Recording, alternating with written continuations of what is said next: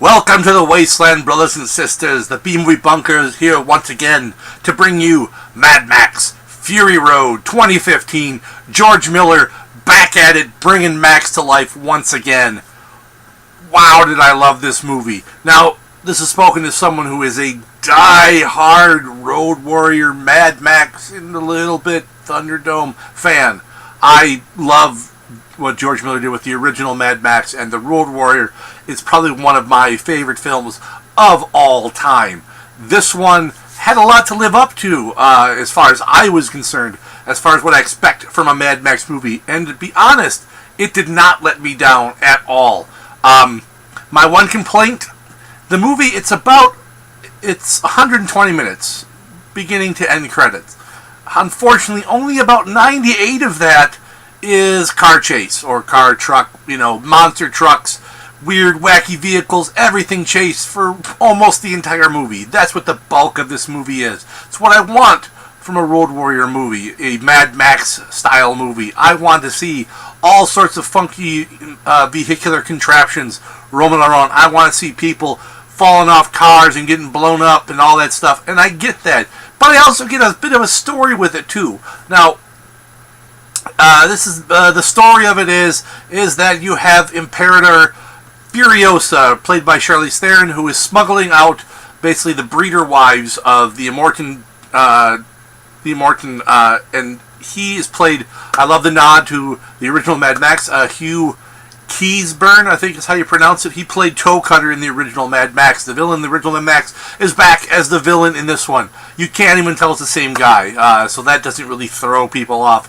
And seriously, it's been like 30 plus years, almost 40 since the original came out. So I like that. There's little nods throughout the movie to the other films as well, which is cool to pick up on. Tom Hardy does a good job as Max. Max is captured by the Immortans and all his little war dogs and his war boys and whatnot.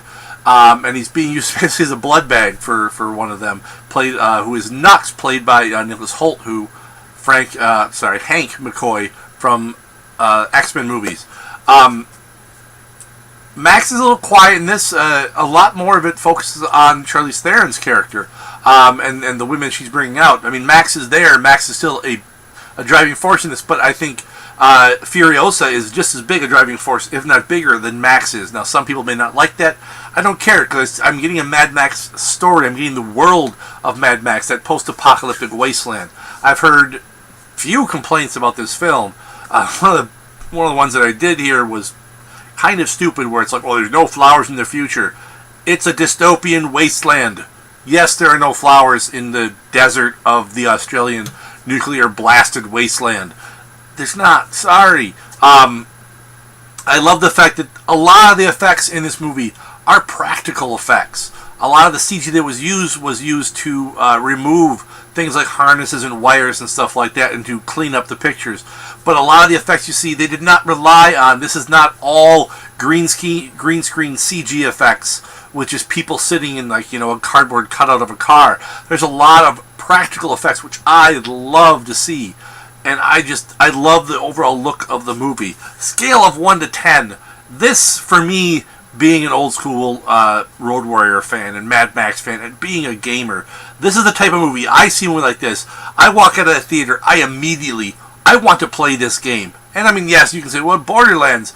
Yes, Borderlands is like it, but I'm talking old school pen and paper, sitting down and role playing. That's what this movie makes me want to do. It brings back these memories of my childhood, of the first time seeing the Road Warrior, because I did see Road Warrior before I saw Mad Max, and it brings back those memories of just this, this wasteland with these guys running around, and you got the bandits and you got the hero, and it's great. And I like the overall story. Yes, I have some minor complaints about it, but you know what? I got everything I was expecting from a Mad Max movie and more. I got great thumping guitars and drums from music, and I got to see explosions, and I got to see all sorts of funky vehicles, and I got a pretty cool villain, and I got Max. I got Max again. And yes, he's a bit worn down, he's a bit weary, but you know what? Living in the wasteland will do that to you. But this was a fun movie. That's what I have to say. It was a fun movie. And it shows that a popcorn flick an action movie can be well done, really well done.